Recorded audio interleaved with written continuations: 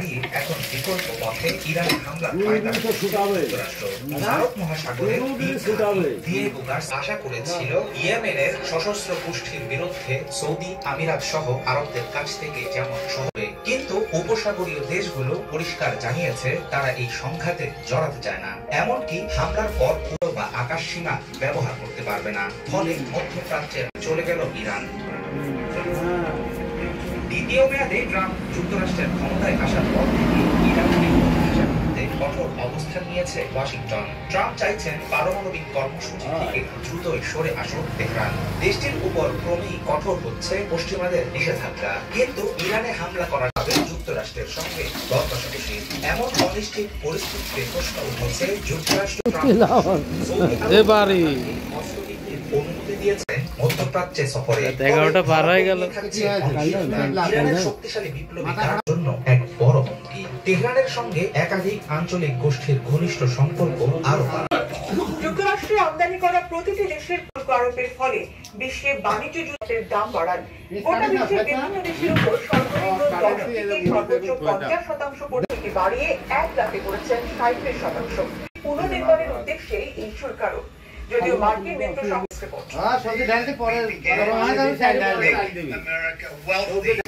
ঘোষণা দিয়েছেন আগামী 9 এপ্রিল থেকে কার্যকর হতে যাওয়া এই শুল্ক আরোপের ফলে বাংলাদেশের তৈরি পোশাক খাতে বড় ধরনের নেতিবাচক প্রভাব পড়বে বলে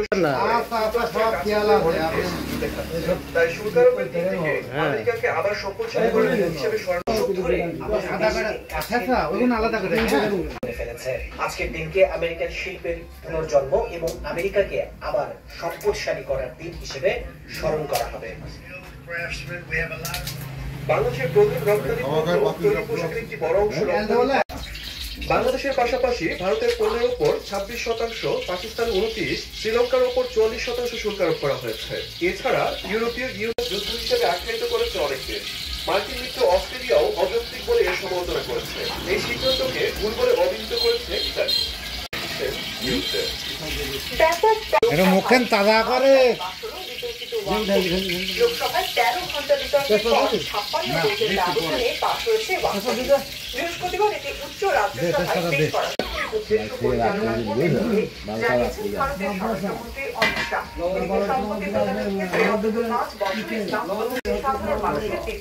এদিকে বিরোধী দলগুলো বলছে ওয়াকফ সংশোধনী বিল দেশের মুসলিমদের ধর্মীয় স্বাধীনতায় হস্তক্ষেপ।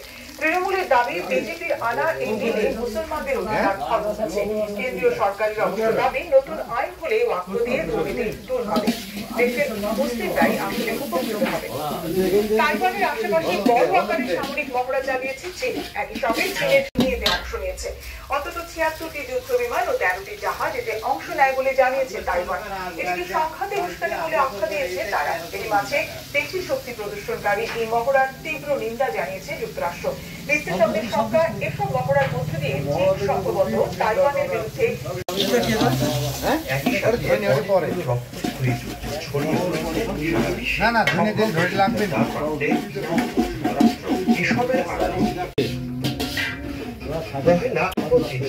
চলে ওই মহড়া। এতে তাজা গোলা রঙের ছোটখাটো অংশ নেয়। অবরোধ ও লক্ষ্য বস্তুতে অব্যর্থ নিশানা আনার বিষয়টিকে প্রকাশ করার ভিডিওতে দেখা যায় রাতের বেলা প্রায় অন্তত 76টি যুদ্ধ বিমান ও 13টি যুদ্ধ জাহাজ অংশ নিয়েছে। এর মাঝে এই মহড়ার নিন্দা জানিয়ে যুক্তরাষ্ট্র এর দুই পাশের স্থিতিশীলতার জন্য ঝুঁকিপূর্ণ। তাইওয়ানে বেইজিং এর হস্তক্ষেপের বিরুদ্ধে ওয়াশিংটন চীন বা অন্য কেউ হামলা চালালে তাইওয়ানের পাশে দাঁড়াবে, এমনটাই অঙ্গীকার যুক্তরাষ্ট্রের। বিশ্লেষকরা বলছেন সেক্ষেত্রে কেবল তাইওয়ান নয়, যুক্তরাষ্ট্রের সাথে যুদ্ধ বেঁধে যাবে চীনের। সম্ভবত একের পর এক মহড়া কাল বিলালবার দোকানে সারাদিন এটা চলবে। আমরা রাতে পিকনিক করেছি, কতজন আর কাল দেখা জিভের পানি পড়ে যাবে। তোরা করলো আমাকে জানালো না কে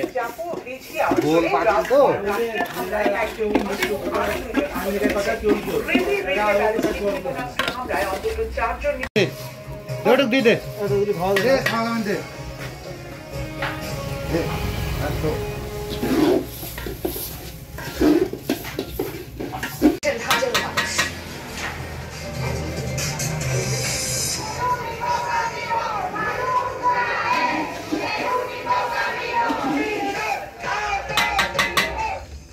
গাজায় বর্বরতার প্রতিবাদে দেশে দেশে বিক্ষোভ, বিশ্ব নেতাদের নীরব ভূমিকায় ক্ষুব্ধ সাধারণ মানুষ। তারা নিরাপদ আশ্রয়ে যেতে পারছেন না। 19 জানুয়ারি যুদ্ধবিরতি কার্যকর হয়। হামাস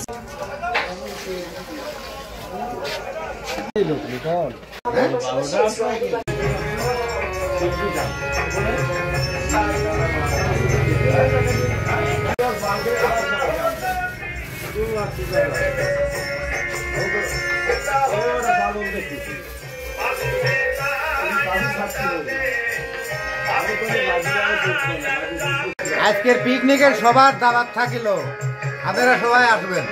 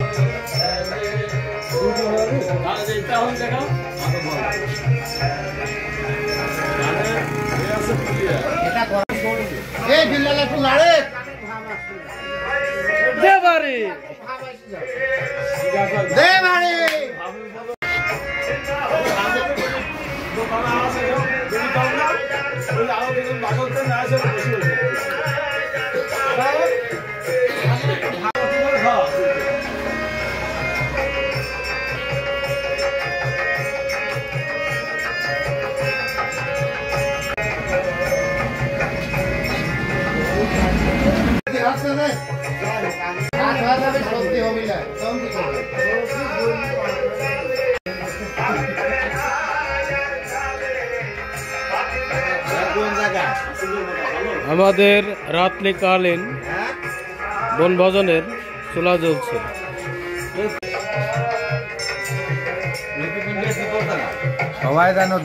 সবাই যেন দেখে আমরা রান্না করতেছে, আর সবাই যেন করে, সবাই করা শিখুক। চাল দিয়া না দাঁড়া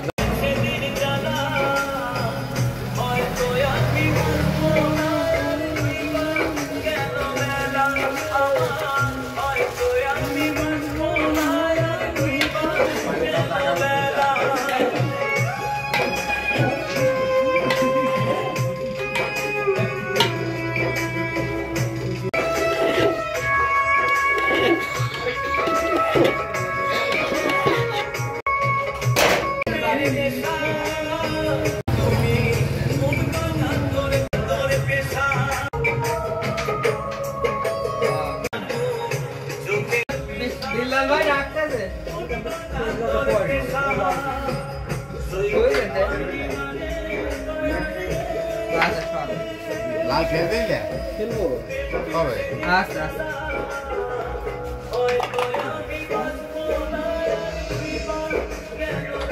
না না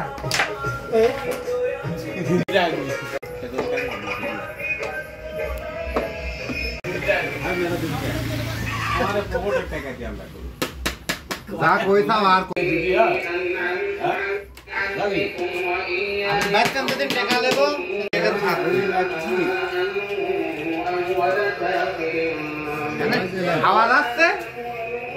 খাওয়া যাচ্ছে বাবুসি দেখতে হবে না কিটা না, একেবারে খারাপ হয় না।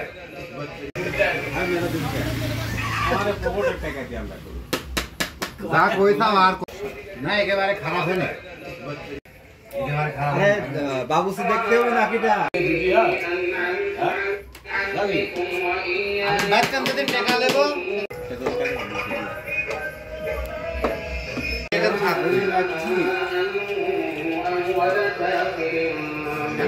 খাওয়া